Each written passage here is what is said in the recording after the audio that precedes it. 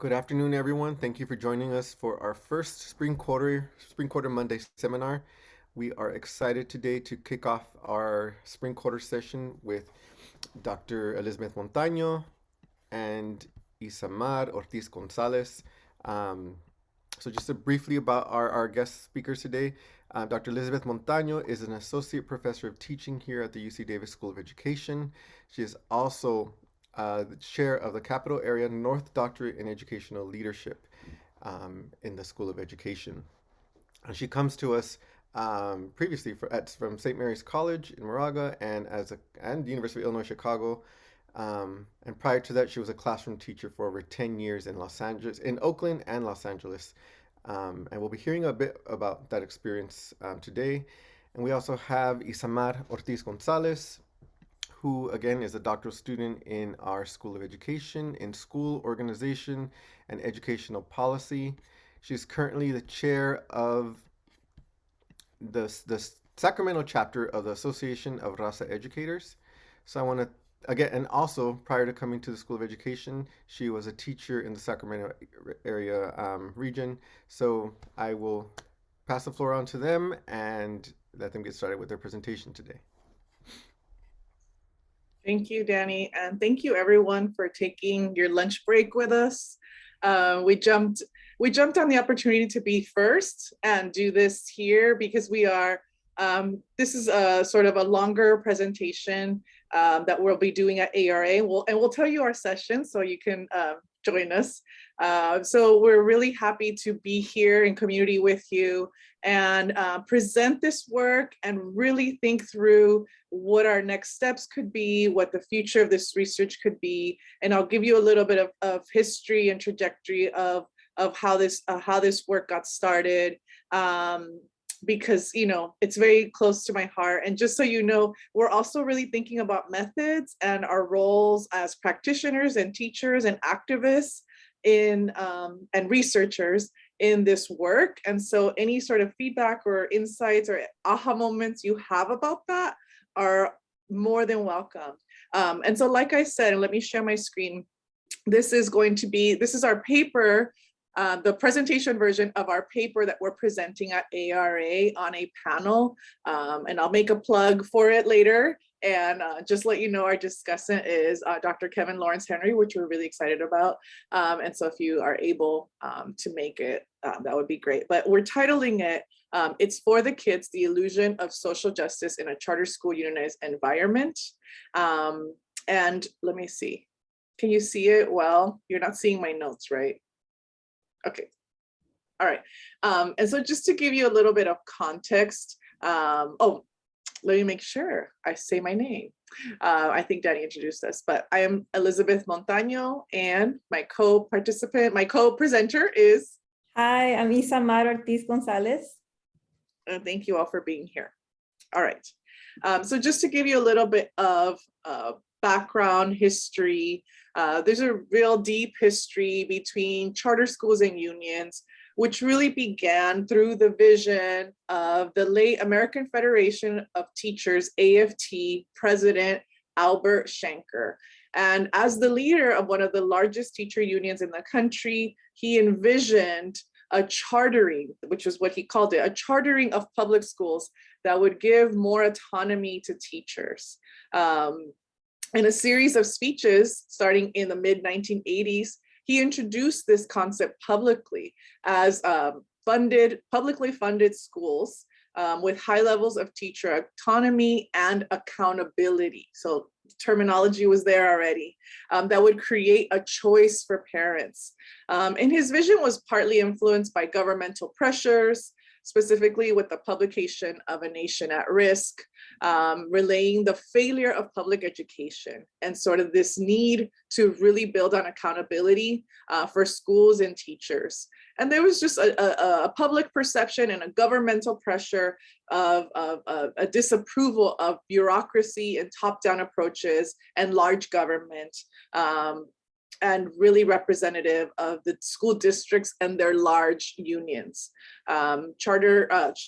Shanker envisioned a charter school reform that centered on the role of the teacher's contract, which would go beyond collective governing collective bargaining to the achievement of true teacher professionalism. So this was this idea of the sort of the thin contract, that the large teacher unions had too much bureaucracy. But when Minnesota signed the first charter school law in the country in 1991, and California followed the year after, it really did not fulfill Schenker's vision. Instead of working from the bottom up with teachers, and charter schools were created as deregulated public education spaces that became exempt from pre-existing collective bargaining agreements. So just that one action took the unions out of the discussion in charter schools. And of course, as the states followed, most of them kept this same sort of narrative, idea, policy that collective bargaining was out of the equation for charter schools. And just some history for me, my own journey is that this is a 10-year project. It began with my dissertation, Becoming Unionized in a Charter School, How Charter School Teachers Navigate the Culture of Choice, which was a case study with focus groups, interviews, document analysis, observations of one charter school teachers union, and really telling their story of everything they experienced through the process of unionization and bargaining their first contract, following through the present, which was 2012, of where their union stood, where, what questions they had about their future as a charter school that was unionized. And so from that work, I've presented and published a few pieces. One was on this promise of choice and really what folks called flexibility on one end, and what it meant when it was translated as choice, or basically no rights for the teachers. And then another piece, which was on the consequences of unionization, which were mostly negative, of the backlash that teachers faced from doing this work, but also what they gained from the process of unionization, the voice that they gained in their school. To this last piece, and this is sort of the last, I would say, chapter. It's a publication piece that now Issa Mad is co-authoring with me, and it's on the illusion of social justice. So there's this theme from the dissertation that was sort of how teachers came to the school because it was a mission-oriented space, and what they faced wasn't necessarily their same definition of justice, that the same definition of justice that brought them to the school. And so this is where we're at. And like I said, we're presenting on a panel, and we're really thinking about the voices of a particular group of teachers within this 17 participant larger study that we're going to present. And why are we focusing on one set of teachers? And it's the teachers who identify as Latina, Latino, Latinx, is that the last 10 years has really taught us a lot about charter schools and unions.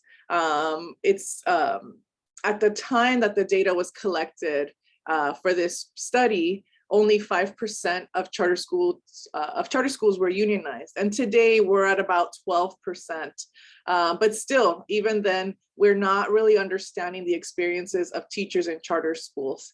There really hasn't been a lot of emphasis on their experiences, but a lot has changed, which has brought charter schools and unions to the limelight. There have been major teacher strikes all over the country in places like Chicago, Denver, LA, Oakland, but also in places that don't even allow collective action. They don't allow teacher strikes, like West Virginia, Kentucky, which is the hashtag Red for Ed movement. And so you're seeing collective action and striking all over the country.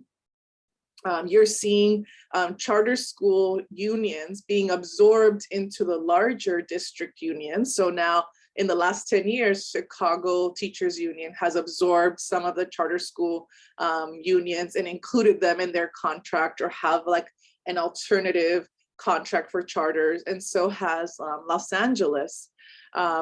But what we also saw, particularly in the Los Angeles teacher strike, was the first time where a majority of teachers striking were a Latino or Latinx or teachers of color. So you're seeing only 34% of the teachers in LA on strike identifying as white, where the national average of the white teacher population is 80%. And so you're seeing a shift. You're also seeing the first two charter schools organizations, independent organizations, not aligned with a district union, go on strike, the first in Chicago, the second in LA, both highly Latino student population, as well as a significant Latino teacher population, and even school leadership who identify as Latino, Latina, Latinx. And this is a really important turning point for teacher activism. We're really focusing on teacher unions, teacher collective action, social justice, but also at the same time, you have teachers on strike against the expansion of charter schools. So even when charter schools teachers are on strike with the larger district unions, the district unions are on strike against the expansion of charter schools. So we're seeing also that teacher activism, teacher union activism is using this opportunity to speak on behalf of communities of color. You see the Black Lives Movement aligning more with teacher unions, or teacher unions supporting the Black Lives Movement. You're seeing real opportunities for social change, more publications, more books giving voice to the teachers. There's chapters in these books on teachers in Kentucky fighting for a Black Lives Matter movement. But we're also seeing the villainizing, further villainizing of teachers and their unions. During the pandemic, we saw a wave, right? We need our teachers, but then if they ask for more things, then why can't they just be in the classroom happy and supporting our kids through this pandemic? So this is the sort of the context that has led to this question. And just so you know, our paper has shifted. Obviously, the papers for ARA were due, I don't know, last month, and we submitted it. But now as we are working through this presentation, we're like, wait a minute, there are real opportunities for us to think about some of these nuances, or the specific teachers of color that we're thinking about through this work. So this is the question at the center of this presentation and this paper is, how did the illusion of social justice lure teachers to work in a charter school environment that ultimately did not value their working conditions? And we're gonna start with our positionality, because both Issa Mad and I come to this study as former charter school teachers, advocates for workers' rights, and educational researchers. And so for myself, I'm a first generation Chicana born in LA. I grew up in the same community where HCS was founded. This is the school in this study. I was a teacher in charter schools for 11 years. I was also in 5th grade when UTLA had their strike before the one that they just had in 2019. So I remember being being an ally to my teachers at the time. I grew up in a pro-union household, a household that benefited from union benefits. And I served as a bargaining chair, bargaining team member, and union president for the charter school that is part of this study.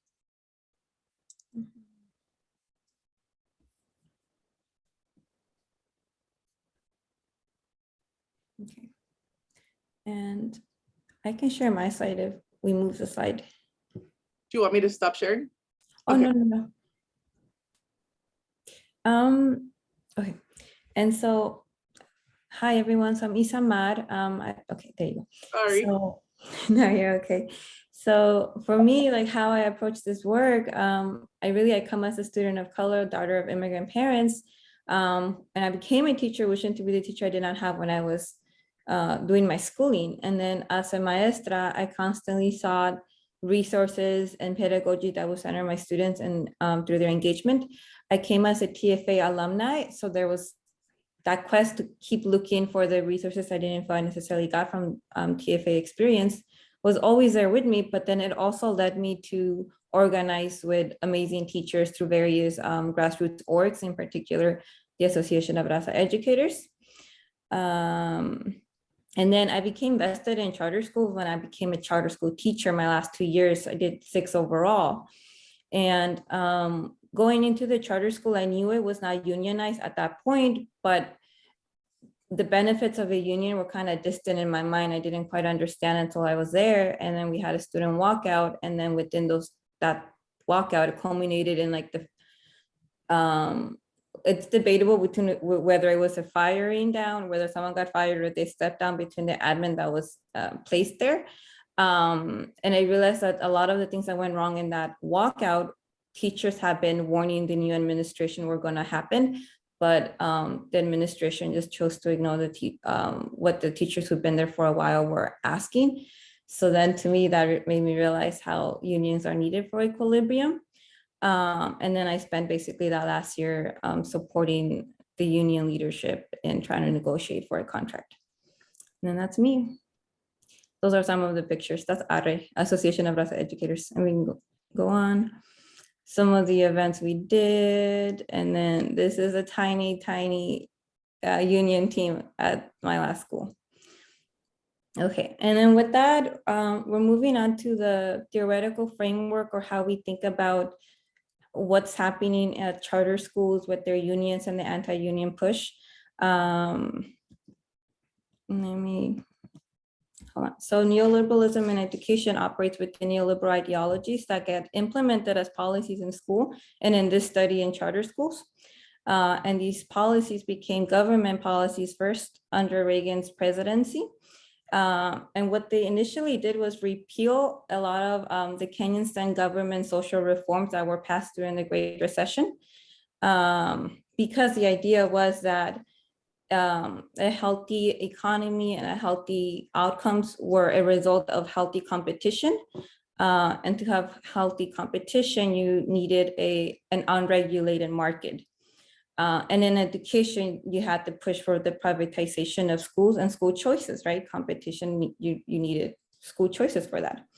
And now, and similar to what Dr. Montano was saying about how a nation risk the pressure to hold schools accountable mounted.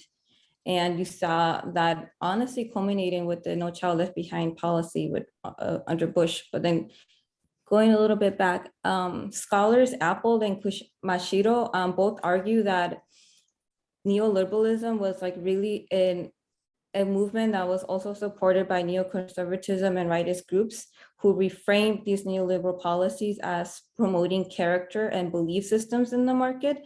So in the system, teachers, schools, and children are held accountable for their success and also their failure. If they do not have the appropriate character or morals to succeed, that's why those outcomes are what they are. And you can think about like the character schools that Bettina Love talks about in her Trying to Do More Than Survive. Now, so again, these accountability policies that came about from privatizing schools and holding teachers and schools accountable, ultimately this placed and shifted the blame onto the students and teachers. And then any reform that was stalled or any problems that were still ongoing, teacher unions were blamed and they were depicted as stalling progress. And at least I know for myself, I've seen a lot of documentaries. There was always the teachers. There was always like the bad lemons. And now charter schools, what became interesting here though, is that charter schools became contested sites for reform because you all of a sudden had different stakeholders coming into their hallways, but with different agendas. So on one side, you had those that believed that neoliberal reforms were better at remedying public school problems. And then on the other side, you had those who were going there from a social justice aspect, trying to find better alternatives, schooling for children. And and so this was also a lot of families who were trying to seek different choices that weren't being found in their public schools. And so once again, school choice became the better option for some families. And so that's how you have charter schools. Like you have, I see it as two different sites or playing within those hallways. And just a little bit of background on teachers in charter schools. Since 1998, when UCLA launched their charter school study, there's been research to show that teachers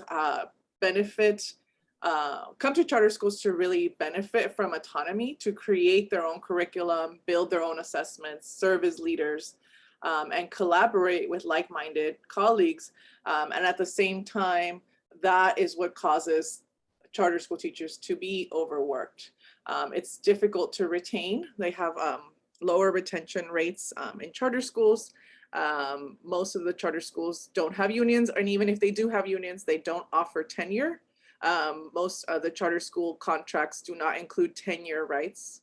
And out of all the environments that are deregulated, like pilot schools or different types of public schools, charter schools have the fewest protections. And typically there's very little research on unionized charter schools, but the research that does exist shows that even in unionized charter schools, teachers are too overworked to participate in the union and fight for the rights that they would typically have in a traditional public school contract. And so we're really looking at experiences of, and if you look at even deeper at,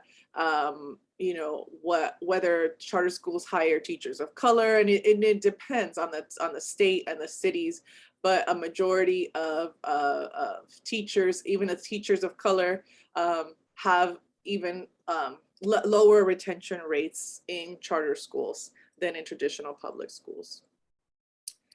So very quickly, our methodology, this was a case study, like I said, a larger study that took place in 2011-2012 academic school year in what I call Hope Charter School, which is a charter management organization in a densely populated part of Los Angeles. At the time, there were 6 schools. I believe there are more now, with a majority Hispanic Latino population in the schools.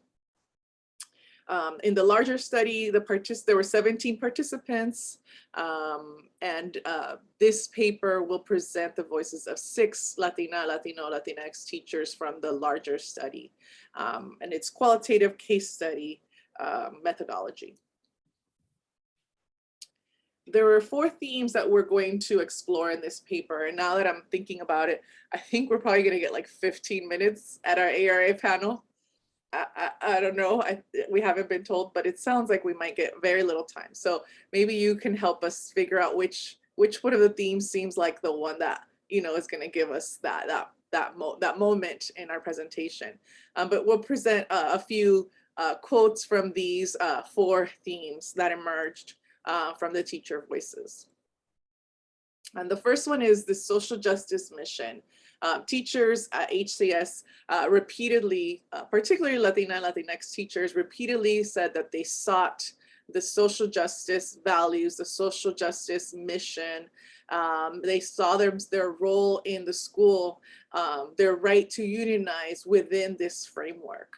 So Julie stated it was a mission driven. It's what attracted me to the school. I didn't know much about it other than the mission being about creating critical thinkers and agents of social change. I knew the social justice piece would be important. I wanted to be in a school that was mission driven beyond keeping kids off the streets and off drugs, which can be a narrative for in many of these reform spaces. Marisol adds, here I was working with people who shared a lot of the social justice activism, even outside the school. It drew in a lot of people that shared a lot of similarities. So folks were, teachers were coming here, and Marisol worked at one of the bilingual schools and saw their role as, even further protecting, protecting and maintaining language and values for kids in that community in Los Angeles.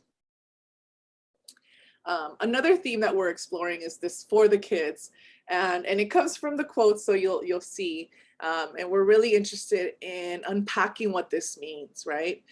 So teachers in this community of professionals saw that their ultimate goal was to work on behalf of the students in the community.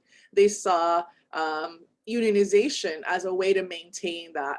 And part of the narrative that surrounded this union was, let's focus on the kids. So Elisa states, in other schools, the students weren't taken into consideration. It wasn't about learning. It wasn't about teaching. And Karina adds, I've heard of other districts not liking charters because we work more. We're definitely in it for the kids. We're very different. We're not asking for much. And so this for the kids narrative, you know, can basically led teachers to pit themselves differently than the teachers in the larger public schools. And when asked about tenure and job security, Emma stated, I don't know if job security is what I think of when I think of our union. There's a negative connotation with unions that they protect bad teachers out there in the other district type union. At HCS, I've never connected the two. It's more about making sure that we can be evaluated justly. There's a process that you can go through if something is unfair. So even though some teachers believed in this sort of for the kids mentality, made them different than the other local public schools, there were teachers who questioned this for the kids narrative as it was being utilized to prevent teachers from having their full rights, particularly tenure, right? So George stated, because I remember we keep hearing, we're doing this for the kids, we're doing this for the kids. Every time I hear that, I know it's, we're doing this for the kids, so we're gonna F you in the process. And every time I hear we're doing this for the kids, we're doing this for the children, then the next sentence is always going to be anti-teacher.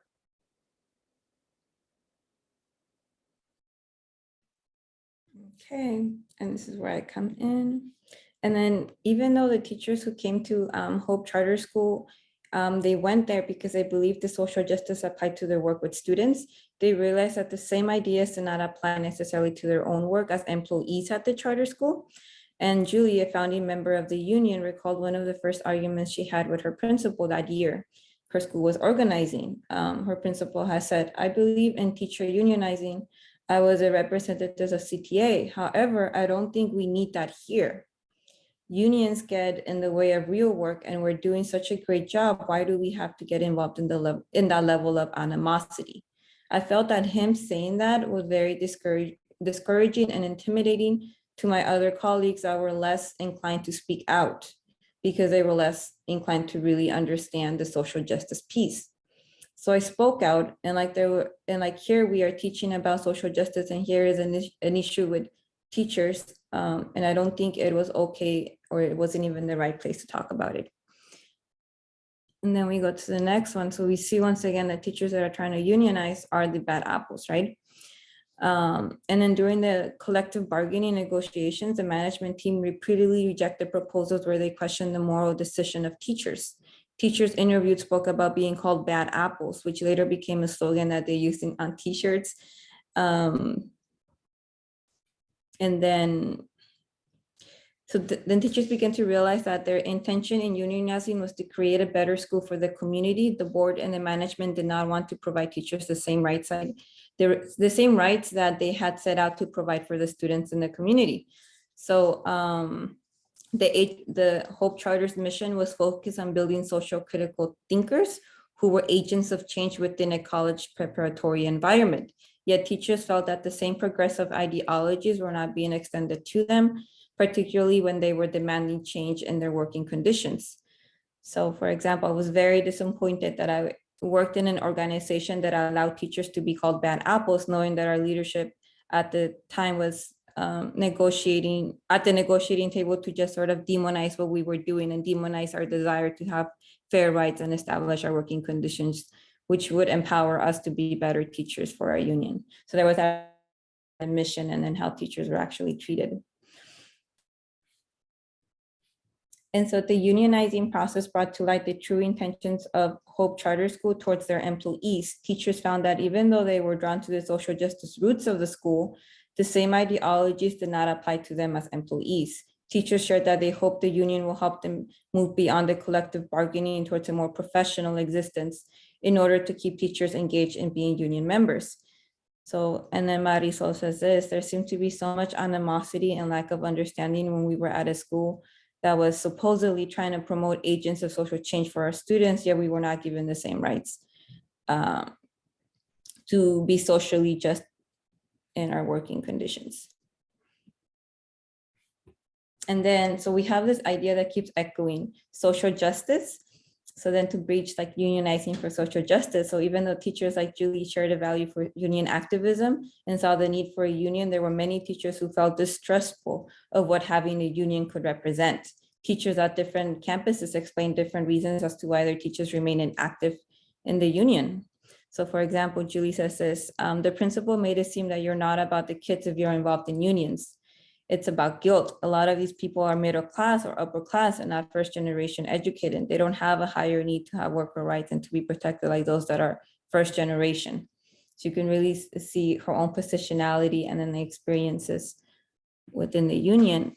And then teachers in the study also described the ideas of social justice that drew them to the school and the reality of how these ideas were interpreted during contentious unionizing and negotiating process. Teachers described being attracted to the grassroots origins. They emphasized the importance of teaching for the kids in the community, yet when they unionized, they were called bad apples. So teachers chose not to fight for tenure rights as they themselves bought into the negative connections of job security and protections. So even though the teachers, a lot of them were aware that they wanted better working conditions, they were still making it a key difference between themselves and other unions. So they didn't at all choose to ensure that they had, security and protections. And then this is when Marisol says, we want our union to go beyond just the negotiation process so that we're the ones that espouse the social justice so that we get the recognition of the work that we do with our schools and our kids.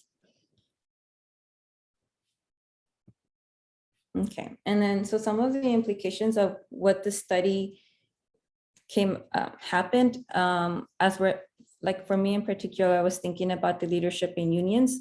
And who the leadership is really matters as to what are the issues that are going to get presented. So we saw in the study that a lot of the teachers were relating their experiences as being first generation to the issues they were also fighting for. So I think there is like a much to be said about studying about not just the leadership in the union, but also who the union is representing.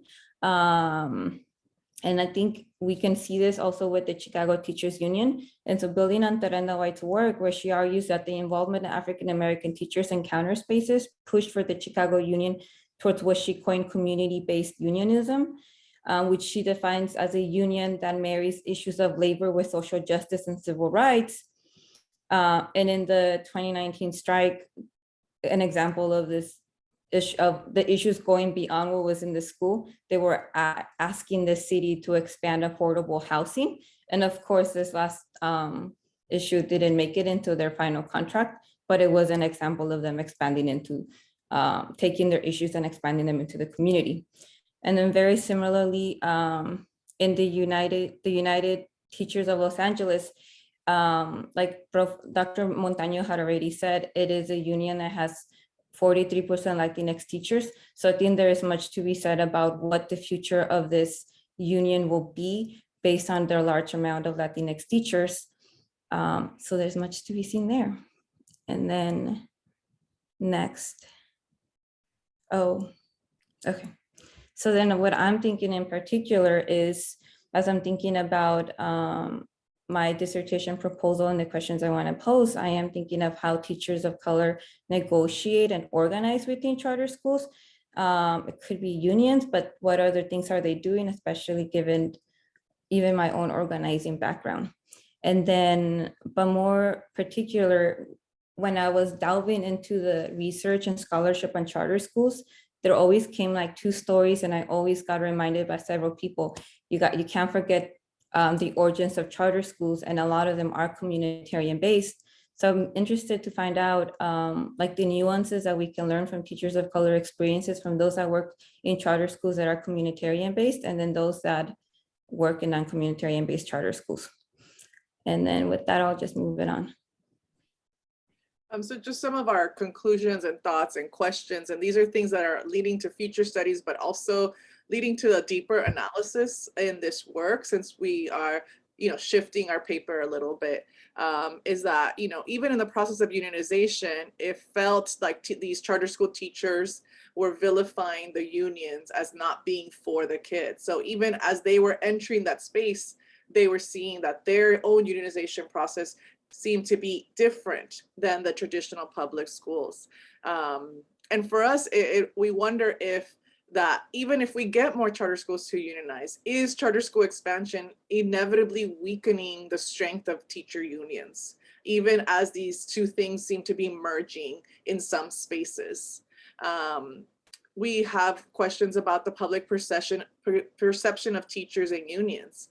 How does that even impact teachers of color and teachers of color in charter schools? If we equate unionization with social justice, does that erase the work of critical educators, particularly critical educators of color who are doing this work, who have been actively working in communities, both within and outside of charter schools? And then our last sort of thought in question is, if teachers are unionizing for the kids, are they inherently self-sacrificing and being anti-teacher union in the process? So that's the one that we're kind of like, really grappling with right now. And just, we want to get to questions, but we want to also put a plug for our presentation, which is part of the Race Policy, Justice, and School Choice section of, I don't remember which SIG it is, I'm sorry. But like I said, we will have Dr. Kevin Lawrence Henry as our discussant and a panel of folks presenting on teachers of color in charter schools across the country. And so that's Friday at ARA if you're gonna be there. And here is our information. If you have questions, further questions, and want to reach out to us. I don't know what that I was, must have been a mistake. But you can find Issa Mad and I through our emails. And that's it for us. Thank you. I can just have some. And we're ready for questions, comments, feedback. What do you think will make us, how can we do this in 10 minutes?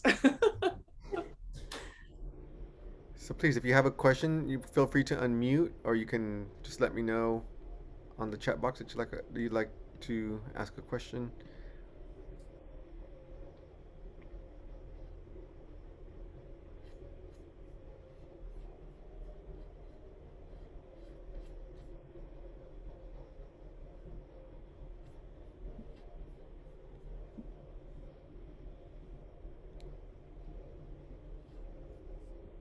We're gonna really practice our wait time. What is it? Wait. You can do it.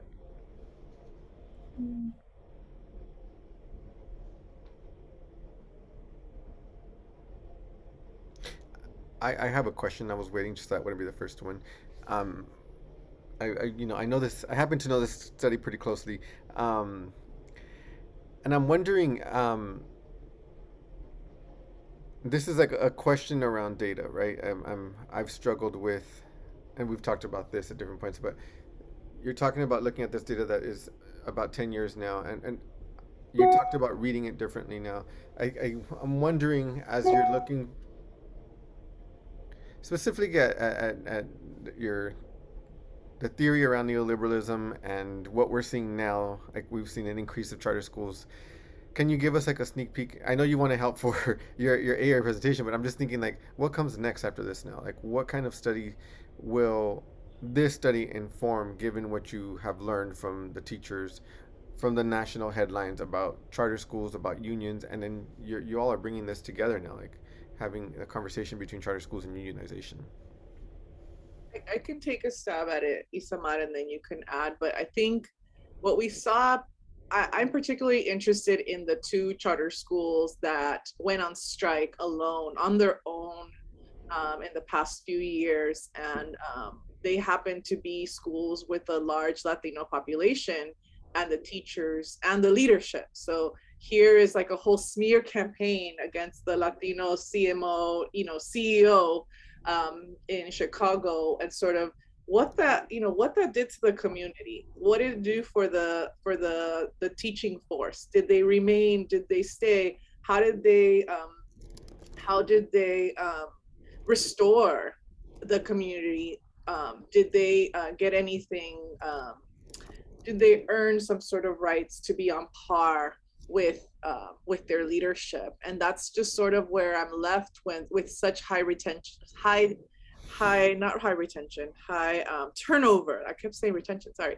High turnover for teachers of color. If we keep talking about recruiting and keeping and retaining teachers of color, we need to look at these spaces where they're going a lot of times and where they're not being kept. And so that for me is sort of the next iteration of my work. But I have a lot of interest. This could go a lot of places. I also want to return to hope and see 10 years later, what are some of the things that you're dealing with?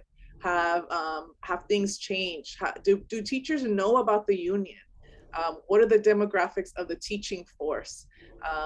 Who are the leaders of the union, and what are their experiences? Because pretty much everyone who started the union has moved on, including the admin who were there. Like, no one is left. So I want to know what kind of history is there. So that's sort of 2 things. I don't know, Issa Mad, if you have. Like, I'm excited. I haven't seen a lot of scholarship on unionizing within charter schools, so I'm excited about all that. And then, like, I'm also interested in understanding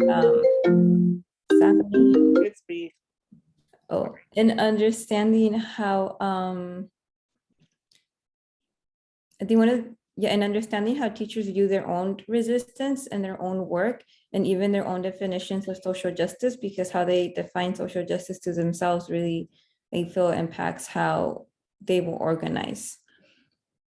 So yeah, we have a question in the chat, and I think, Hodari, I think that there's been a lot of work since the 90s on social justice, unionism, sort of different types of contract, community unionism, and organizing. And what happens is that once these teachers do any sort of collective action, and we just saw that in Sacramento, they were asking for a lot of things. They were asking for nurses and mental health. And what ends up happening is they get offered the bread and butter, right? The quote unquote bread and butter, which is salary and benefits. And then the strike is over. And so a lot of times we just, in this paradigm, this is how we treat workers. We sort of pay them to self-sacrifice. And so that's where we exist currently. But I would love to look up, like, who's doing this differently. And I think that charter schools unions thought they would do things differently. But in that process, when you're battling up against, a bargaining team from the charter school who has lawyered up with people who know, PERB and all the work and the ed code and all of that, you end up going back to the bread and butter and the traditional sort of gains, which happens. And so people then want to do the social justice part separate from the union contract, which has been my experience. I don't know if that answers your question, Hodari, but we're gonna move to the next question. If it doesn't yet, come back. Thank you.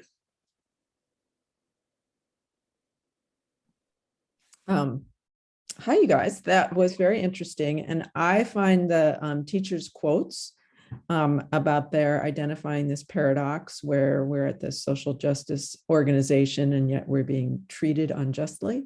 So I would encourage you to give yourself plenty of time to share those. And, the theoretical aspects are interesting as well, but I think sometimes we spend too much time there and don't get enough to the data. Yeah. So don't fall into that trap. Especially when we have 10 minutes or maybe 12. Yeah. but just also reflecting on, so my kid right now is she's working at a charter school as an intern. The turnover there, this is in Kansas City, but the turnover there is just alarming. Like she's on an 8th grade team of like 7 or 8 teachers, and more than half of them are gone, and the year isn't even over yet. So it's amazing that a union can take hold at all, given these young teachers who are coming and going. And so I don't know, I didn't pay close enough attention to the beginning to know if you gave us the demographic of like the age of those teachers and how long they'd been in the profession. Right. No, I didn't, but I can do that next time. But what I think is that that's exactly what happened at 2 different places. One is in Los Angeles at Alliance Charter Schools, when every time they open a new school, teachers have voted to unionize, and now there's a new school with 30 new teachers, and now the numbers are down, right? So you don't have the 60% or the 50% or whatever you need to be a union. And so then they get decertified, and then it, 6 years later, the Alliance Charter School Organization does not have their union contract. Charter schools, independent high schools ended up having their own contract. And so it just created this place where like some people work under a teacher's union contract and some don't. And then Issa Mad has an example as well. I was gonna say, I think about like it becomes a vicious cycle, because the same thing happened in the charter school I was in, where the union efforts to unionize were unsustainable because the retention rate would be so high. But that's because there was, even though it was illegal for the administration to retaliate against teachers, they found ways to take away their classes. They found ways to take away their planning periods. And so oftentimes you would have the union weekend or any efforts at unionizing, because the teachers would leave, they would be pushed out. But another interesting fact is, it came in this data too, and in another study by Jabbar and a few others, where they talked about how teachers were part of the reason that they were unionizing was to increase consistency, because they didn't have consistency. And a lot of the teachers where I was working at, and this came in the data of Montano, were talking about how as they were aging older, they were getting older in their like late 20s, or as they were starting families. That's old. They needed, well, I know that's pathetic, but go ahead. I know, but no, I know what I meant. Like that's probably the wrong wording to use, but as they're starting families, you need consistency, right? And when you're like 22, 23, you have all this energy, you can spend 70, 80 hours at school, but then that changes once you want to start a family. And that very much happened at the school I was at, where it was teachers that after 3 years of being there, they realized, hey, you know what, now I'm married and I want to have my kids. I need that consistency. So it's ironic that it's so inconsistent. You can unionize, but that is one of the reasons they want to unionize. Yeah, I do have to say to your point about retention, is that it is happening more and more. This year in particular has been the worst year for teachers in the pandemic. And I have heard that more and more teachers are leaving halfway, somewhere through the year. At Hope Charter, the teachers would quit before they were not offered a contract, because before unionization, they were sort of given a letter in May whether they were coming back or not. It was an at-will year-to-year contract. And so some of them would quit before, go to another job where they were going to have benefits in the summer to make sure that they had, doctors so that they could have a baby or whatever was happening. And so there was that sort of Hunger Games situation going. But another answer to Danny's question was, I'm also thinking about the students who graduated from charter schools who are now teachers but are choosing not to teach in charter schools. Because I have encountered several folks that are choosing not to teach in charter schools, and they have particular reasons why they don't want to teach in charter schools. And so here are these sort of mission-oriented schools that you think that they would want to work at, which is the sort of the model in public traditional schools. People who want to be teachers typically want to work at their school or a school like theirs. And so we're not seeing that in charter schools. We're not seeing that same trend in charter schools. Fascinating. Yeah. All right. I want to thank you all for joining us today. This was a first of many exciting presentations this spring quarter. I want to invite you guys to join us, first of all, to thank our presenters one last time, however we can. Thank you. And remind you all that next week we will have Ambar and Hernandez, one of our graduating doctoral students, presenting her research on ethnic studies in Arizona policy, really looking at policy and practice. So please join us again next week. Thanks, everyone. Thank right. you. Have a great day and week. I can stop recording, I think.